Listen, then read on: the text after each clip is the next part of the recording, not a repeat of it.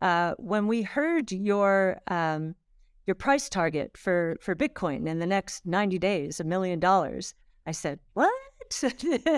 And so Yassine El-Mandra, who leads our crypto effort, and I were chatting about it. And,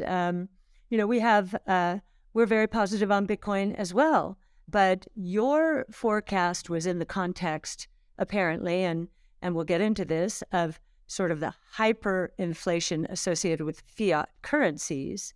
And our optimism is more a function of fears of deflation and counterparty risk. And both of those should accrue to Bitcoin's benefit. Bitcoin as an insurance policy and a flight to safety against confiscation of wealth.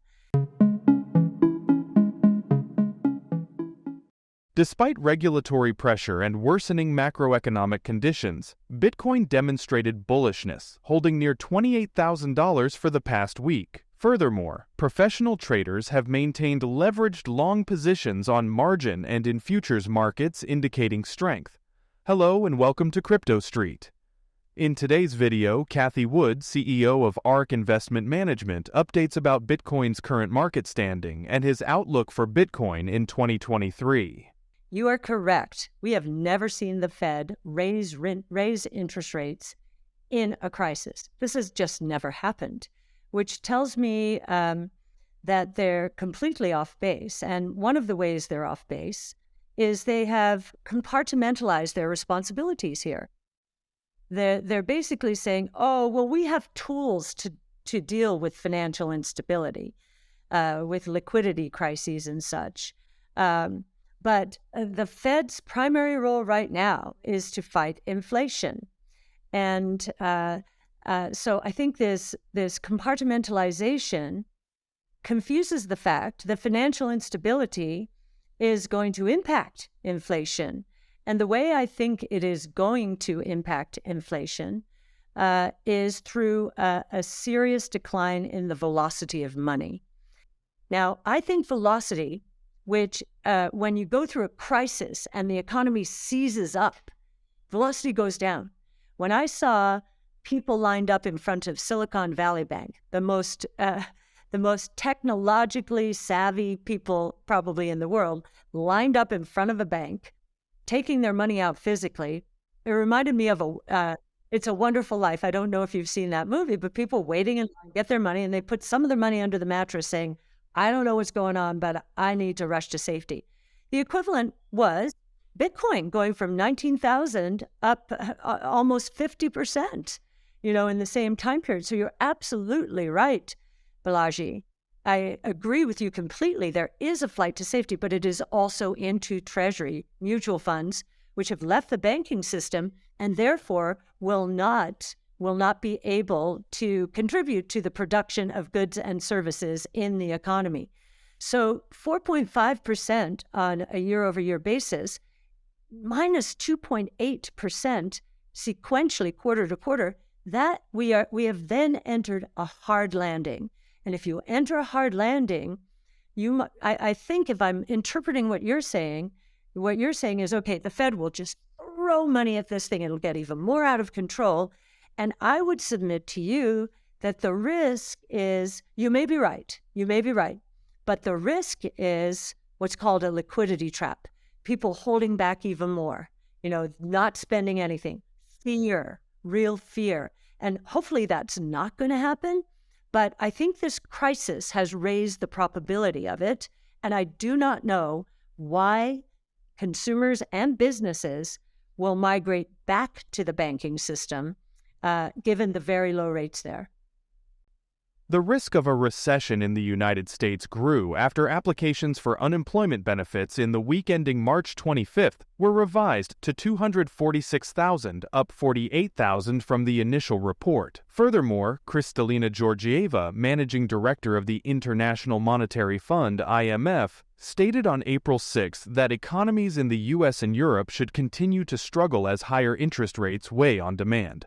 Regarding the banking crisis, Georgieva advised central banks to keep raising interest rates, adding, "Concerns remain about vulnerabilities that may be hidden, not just at banks but also non-banks. Now is not the time for complacency. All right. I started in the business in 1977. I was in college. And so I experienced the last bit of that inflation into the double digits. I know. Yep. And well, this inflation is not shown here, but I mean the rate hike. Yeah, inflation was in the double digits, Go. and rate hikes went into and there was even a surtax that they put on at one point. So we were over 20% at one point. And then Volcker came in and focused on money.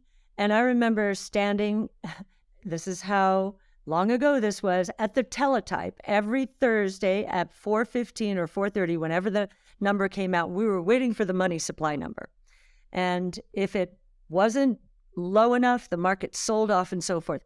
Anyway, monetarism worked to get inflation down. Getting that money supply down and having that as the sole focus. God bless him. Volcker took interest rates in 1 year from 10 to 20%. And that was the beginning of the end of that nearly hyperinflationary period. Now, to contrast with what Powell is doing today, so Volcker took interest rates up twofold. Powell has taken interest rates up 20-fold. 20-fold. Right. And it's a difference between going from here to here versus going from near zero up over here. And it was also something where like the economy was more, I shouldn't say normal, but it was like the state of, it's like altitude, right? If your altitude is here, you can take a certain set of maneuvers. If your altitude is close to the ground, you cannot take the same set of maneuvers, right? Like the state of... Exactly. So, and at the same time in let's see, we got to 1981, and he still had the screws on, and it was singularly focused. We got to an inverted yield curve of more than 1% or 100 basis points. And for those who don't know what an inverted yield curve it is when long-term interest rates drop below short-term interest rates. And it's when and that's where we are now, the bond market is worrying about something, and it's typically a recession. So now, many people say, oh yeah, last time, 1981, back to the difference here. 1% on a 15% interest rate. Well, the long-term Treasury yield back then was 15%. This is the Fed funds rate. So 1% on a 15% Treasury bond yield, you can measure that 1 divided by 15. That is roughly 6.5%. 1 over 5%, which is where we are right now, is 25%. And I finally figured out when I was in LA this last week, right near the place I worked at 333 South Hope Street in Los Angeles, I was on the 50th floor of that building when we had an earthquake. And I was in another earthquake, the Northridge one, when it was a 6.5. These are wicked numbers, just awful. 6.5 on the Richter scale is a very bad feeling. 25, I don't think has ever happened. And that's how serious I think this is. And then just to your point about all the volatility, I think that, what people who are in the economics field would turn back and say to you is, well, look at the price volatility of Bitcoin. So you understand what I'm saying? They're saying, how can this be digital gold when the price is so volatile? Well, even the gold price is very volatile in that context. But in the Greenspan years, just to finish this off, since I lived this history, during the Greenspan years after Volcker, you can tell now that what he did, he was a follower of Ayn Rand. And what he did was use the gold price as his guide. And he wanted a flat gold price, and by golly, it was. And to achieve that stable price level, which is what the Fed is trying to do, preserve purchasing power, the Fed funds rate was very volatile. But I must say, and he never told us he was doing this, but if you look at the history, that is what he was doing. And then after that, I think Fed policy ran into a bureaucratic morass for the most part. And they were riding on the coattails of a policy that had started in the early 80s and that Greenspan solidified. And now we need real people who have actually experienced markets and respect market signals. So, could Bitcoin's price reach $1 million? Tell us in the comments. Also, don't forget to like and subscribe. See you soon with the next video. Thank you so much for watching.